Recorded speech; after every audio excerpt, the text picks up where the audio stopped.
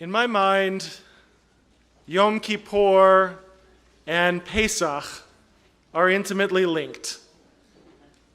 On Passover, we cleanse our homes of chametz, meticulously scrubbing each and every inch of our physical space.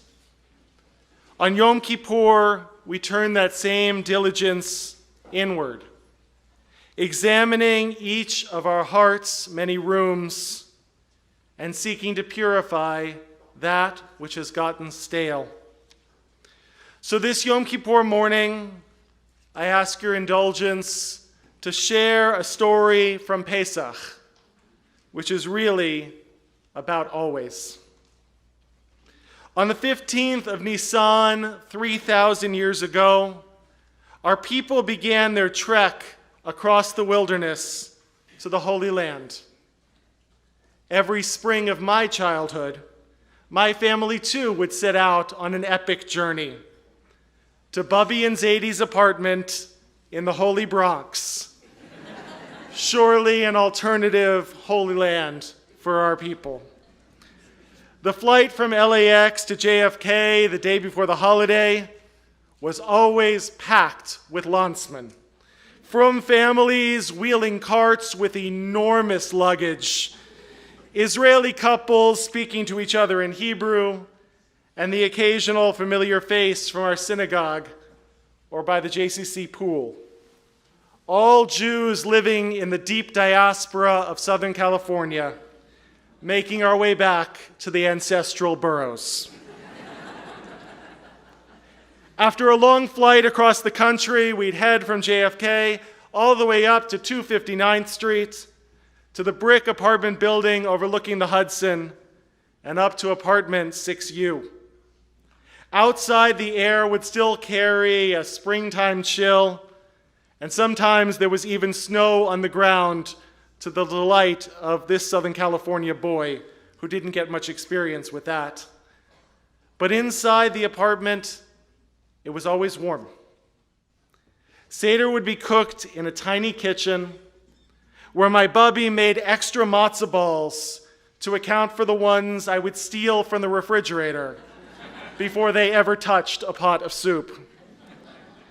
In addition to family, Bubby and Zadie, my parents and brother, sometimes some assortment of Israeli cousins, and my Aunt Judy of blessed memory.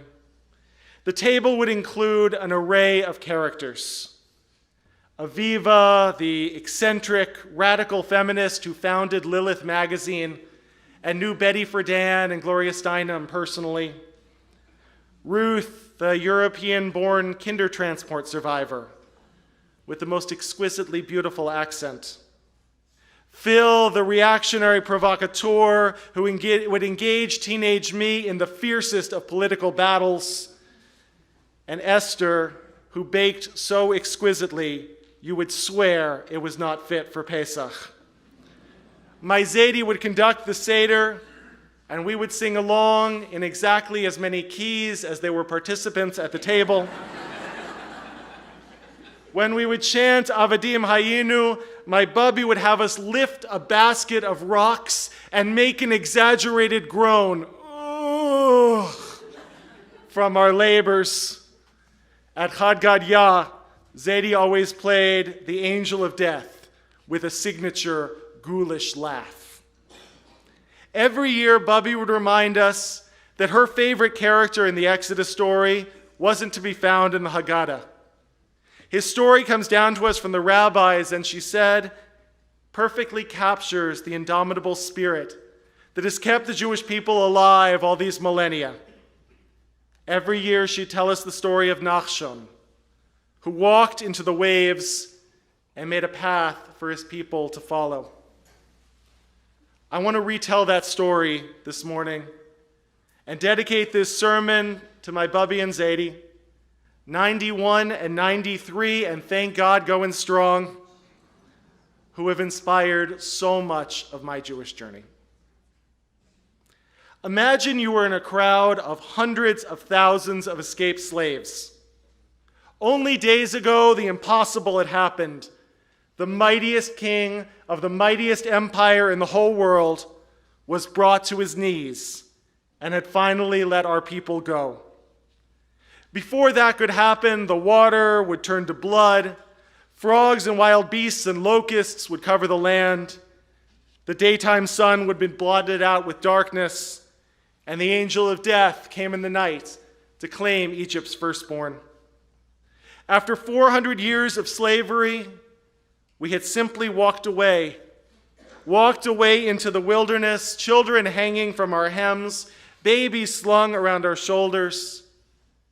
Can you imagine how intoxicating those first few days of freedom were? Full of the heady excitement of liberation, full of wild dreams of what a promised land might look and feel like. But for now, the mass of humanity had come to a stop. Behind us was Mitzrayim, the narrow place of our enslavement, our degradation, our suffering.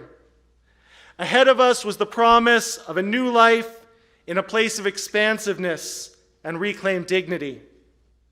But there was no way to get there from here. Because before us stretched an impassable body of water, and from behind we could hear the thunder of Pharaoh's chariots coming to bring us back. Caught between the devil and the deep blue sea, the Torah recounts that Moses lifted up his staff and cried out to God, and a mighty wind blew all night long, and in the morning the sea had split, with towering white walls of water on either side, and a pathway, betoch hayam bayabasha, in the midst of the sea on dry ground. On the other side, even the angels would join in our liberation songs. But in the story my bubby told us, the great miracle required more than Moses, more even than God. There was a missing piece in the puzzle, and that was our courage, our resolve, our fierce belief that a better world was waiting. In that version of the story, Moses lifts his staff and bupkis. Nothing happens. No miracle.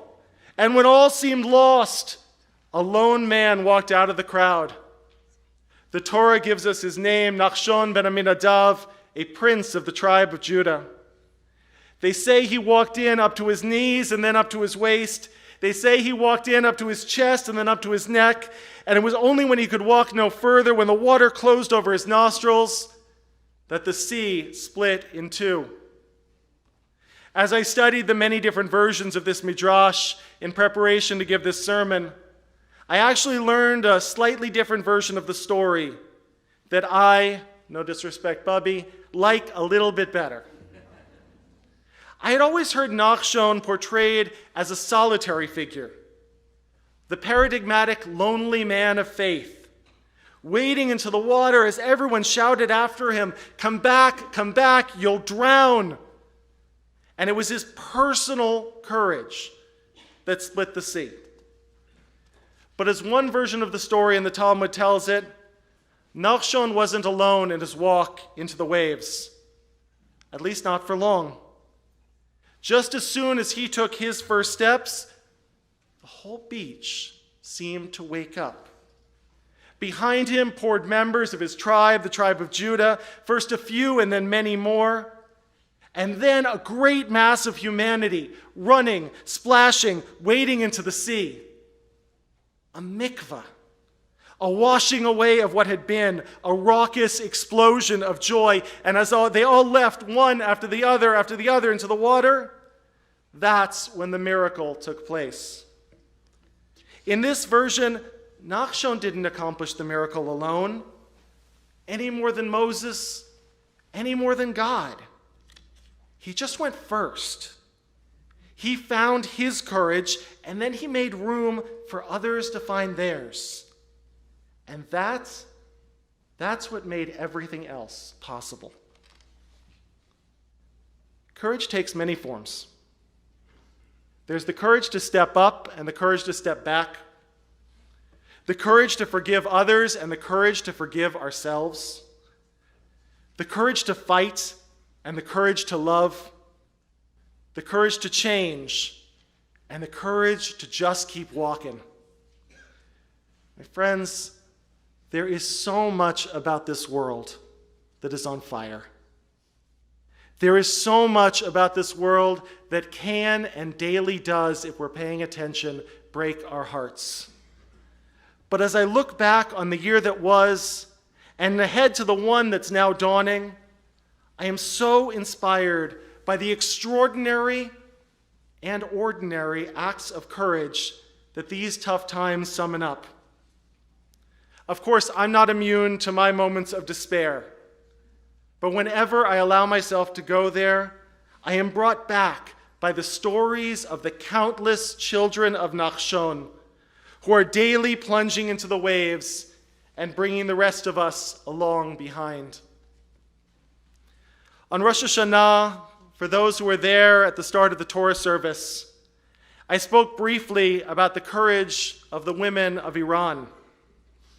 Rosh Hashanah marked the one-year anniversary of the murder of Gina Masa Amini, a 22-year-old Kurdish woman whose life was taken by the so-called morality police for the crime of improperly covering her hair. Behind Masa has come a force. Thousands upon thousands of Iranian women and many men who have found in her death an undeniable rallying cry to claim their lives. They poured onto the streets. They burned their hijabs. They held up banners that read, "Women, Life, Freedom." They made international headlines. They shook their country and the world with their courage. They plunged headfirst into the sea. And while the waters have not yet split for them, despite hundreds of dead and thousands imprisoned, 1 year later they are very much still fighting. Fighting for the right to live as they choose, to dress as they choose, to say and do and believe as they choose. The wilderness ahead of them is vast and dangerous and uncertain. But the women of Iran are determined to get to their promised land, which they know they may not lay their own eyes upon, but they know they are building for their daughters and their daughters and their daughters after that. Today I want to acknowledge what is undoubtedly the most significant story in the Jewish world this year, which is the hundreds of thousands, perhaps millions in total, of our siblings in Israel who have spent the past 38 weeks coming out into the streets, entirely peacefully, but with ferocious Israeli persistence, to speak out for their commitment to a democratic Israel.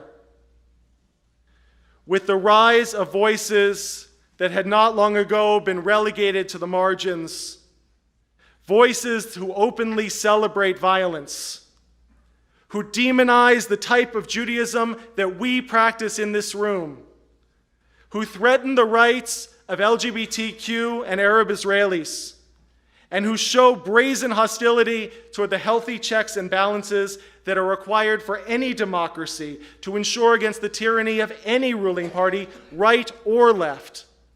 The response of ordinary Israelis has been breathtaking. Never in the history of the United States of America have we ever seen anything like the percentage of the population engaged in peaceful protest that Israel sees each week for 3/4 of a year without diminishment. Weekly, I await the new images. Shots of intersections and highways transformed into seas of blue and white flags. This flag, right there, with signs reading, Kulanu Am Echad, we are one people.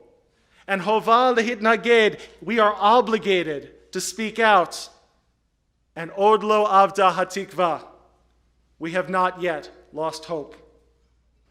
And I say to myself when I see those pictures, whatever your beliefs, whatever your opinions, you can't deny that this is precisely the unbreakable Jewish spirit that my Bubby taught me about.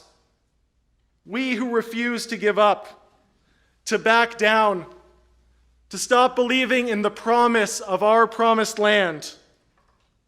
I imagine grandfather Nachshon beckoning. Just a little further into the sea, my friends. This has always been a land of miracles. You'll make yours yet. Turning our attention closer to home. Over the summer, nearly 50 Jewish institutions have faced a new kind of threat. Thankfully, this has not come with guns or bombs, but with internet trolls who pretend to have such things and who seek to shatter the peace of Shabbat from behind their screens, taking perverse delight in sowing panic and fear.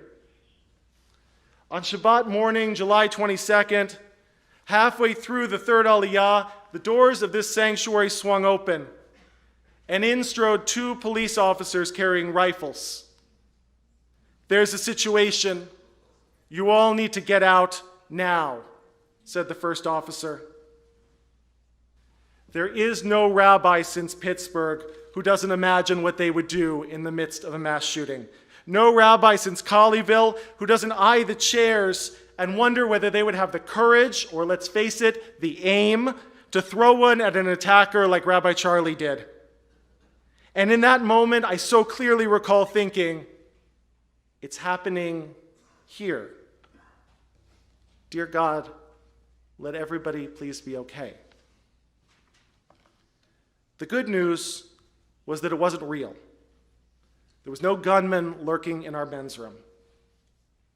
But you know what was real? What was real was the 13-year-old girl, 2 weeks from her bat mitzvah, who found me as we made our way out to that parking lot and said, "I can't find my mother and my baby sister." And we together held our breath until they made their way out of the building. What was real were the long minutes before we knew that Cantor Amy and those who had joined us for prayer song in the Family Life Center were out and safe and alive. What was real was how my eyes started streaming when I walked into the men's restroom on Monday and breathed in the remnants of the pepper bomb the SWAT team had used to clear the room. And the fear. That was real. But 2 months later, you know what I remember most? I remember that the second officer who cleared the sanctuary was named Brooke, and that it was only her second day on the force. When all was calm, I asked her why she wanted to become a police officer in this charged and difficult environment. And she told me that all her life, when there was danger, she wanted to be the person who put herself between it and innocent people. And on her second day, she rushed into a building full of strangers where she thought there was a man with a gun, and she placed her body between us and that threat like a wall of water, giving the rest of us a clear path to run to safety. And the other thing I'll remember that you came back, and that I did too. That we were not going to allow ourselves to be scared out of our home. That we were not going to allow it to break our momentum, our growth, our joy, even knowing that scary things are out there. Even knowing that inexplicably this world still contains people who wish us harm for no reason other than who we are. We will not retreat to the narrowness of Mitzrayim. We will plunge into the sea because we have miles and miles to go on our journey together. And then there are the acts of courage that don't seek to shake nations or face down enemies, but the everyday courage to face our struggles, to carry our burdens, to be ourselves. To be embedded in this community as its rabbi is to be privileged to witness 1,000 such moments. The B'nai Mitzvah kid, for whom studying Hebrew was a painful ordeal, but who in the moment slows their breathing and calms their mind and sings out perfectly the ancient words of their Torah portion to a room full of eyes brimming with tears of pride in them. Of the family who once struggled to come to terms with their child's sexuality, who now stands for an aliyah on Pride Shabbat overwhelmingly full of love and acceptance, and unknowingly inspires the silent young person who watches quietly and who believes a little more that day that they could one day find the same acceptance from their own family.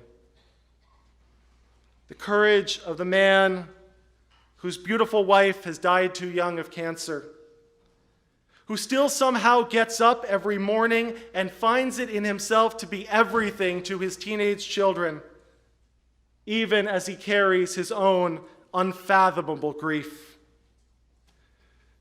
To the prospective convert who lived through difficult younger years and who wants to give their someday children the safe community that they never had, rather than repeat their parents' mistakes. To the man who decades ago suffered a terrible injury while trying to protect someone in danger, but with unbelievable persistence overcame the many challenges to spend his life helping others to shine. To the elder who faces serious medical news but sees no reason why it should stop him from living each day to the fullest and being of service to the many who still need him. And to the scores of individuals and families who, in a few moments, will say Yizkor for someone they miss so desperately, but who continue to choose life and even find joy as they walk through the world with hearts that ache. And more, and more, and more. Nachshons, every last one of you. Some just taking their first tentative guarded steps into the dark water. Others who cross the sea and now guard the way for others. Each one the kind of profile and courage that I want my daughter to grow up learning from, so that she'll be ready when it's her turn someday to cross her own sea. Today we call out to God that we should be remembered in the book of life, Zochrenu lechaim melech hafetz b'chaim. That's lovely, evocative poetry, but I don't believe that God ever forgets about us. It's we who need to do the remembering, to remember who we are and who we are called to be, to remember where we come from and who continues to live inside of us, to remember our capacity and our courage, and not just remember, but to let that memory stir us to liberate ourselves, and in so doing to liberate others. At the dawning of a new year, we are all B'nai Nachshon, Nachshon's children, walking toward a dream and making way for others to follow behind. At my installation last month, Rabbi Spitz spoke to me the words with which Moshe blessed his successor Joshua. Hazak ve'ematz, be strong and courageous. These are the same words that conclude Psalm 27 for the season of repentance, with which we close every service at this time of year. Hazak ve'ematz libecha ve'kaveh el Adonai. Be of strong and courageous hearts and full of hope. As we begin this year together, my wonderful village, our beautiful community, that's my blessing to you. Pass through me from my Bubby and Zadie. Be of strong and courageous hearts and full of hope. There is so much waiting for us on the other side of the sea. It's only waiting for you, for us, to step out of the crowd and to trouble the waters. We'll meet each other there. Gemar Chatima Tova.